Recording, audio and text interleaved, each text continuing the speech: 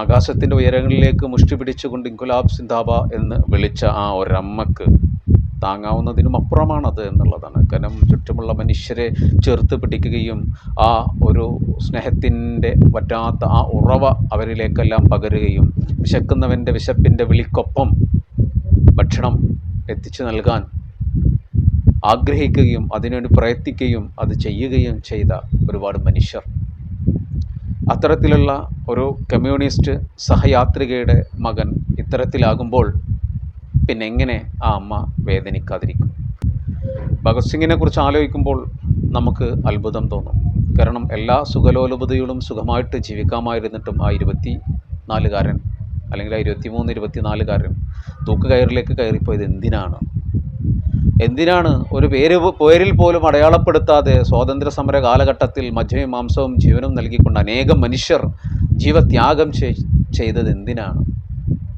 ഇന്നും അത്തരത്തിൽ പ്രസിദ്ധിക്കോ പേരിനോ മറ്റ് കാര്യങ്ങൾക്കോ വേണ്ടിയല്ലാതെ മനുഷ്യന് വേണ്ടി, ഭൂമിക്ക് വേണ്ടി, ജീവജാലങ്ങൾക്ക് വേണ്ടിയെല്ലാം പ്രവർത്തിക്കുന്നത് എന്തിനാണ്? ഈ ഒരു ചോദ്യത്തിൻ്റെ ഉത്തരം അവൻ്റെ ഉള്ളിൽ മനുഷ്യത്വത്തോടുള്ള അടക്കാനാവാത്ത ആ ഒരു കനിവ് ബാക്കി നിൽക്കുന്നുണ്ട് എന്നുള്ളത് കൊണ്ട് തന്നെയാണ്. പ്രിയമുള്ളവരെ, തീർച്ചയായിട്ടും കാട്ടൂർ കടവ് സജീവമാകുന്നത്, കാട്ടൂർ കടവ് എന്ന ഈ ഒരു നോവൽ, അശോകൻ ചെരുവിൻ്റെ ഈ നോവൽ സജീവമാകുന്നത് ഇത്തരത്തിൽ നിരവധി ചോദ്യങ്ങളിലേക്കുള്ള ഒരു ഉത്തരം കൂടെയാണ് എന്നുള്ളതാണ്.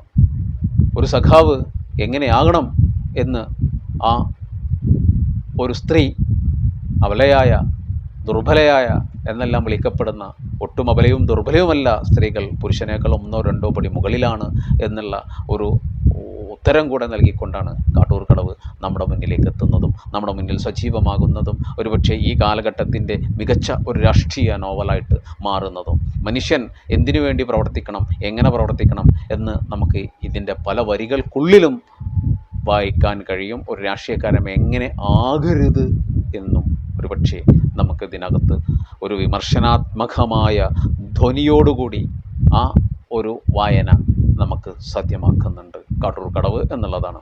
തീർച്ചയായിട്ടും കാട്ടൂർ കടവിൻ്റെ ഒരു രാഷ്ട്രീയം എന്ന് പറയുന്നത്, കാട്ടൂർ കടവിൻ്റെ ഒരു മൂല്യബോധം എന്ന് പറയുന്നത് ഇത്തരത്തിലുള്ള ചിന്താശേഷിയുള്ള മനുഷ്യൻ്റെ ചിന്തയിലേക്ക് നൽകുന്ന ഒരു ചോദ്യങ്ങളുടെ ഒരു പ്രവാഹമാണ് എന്നുള്ളതാണ്.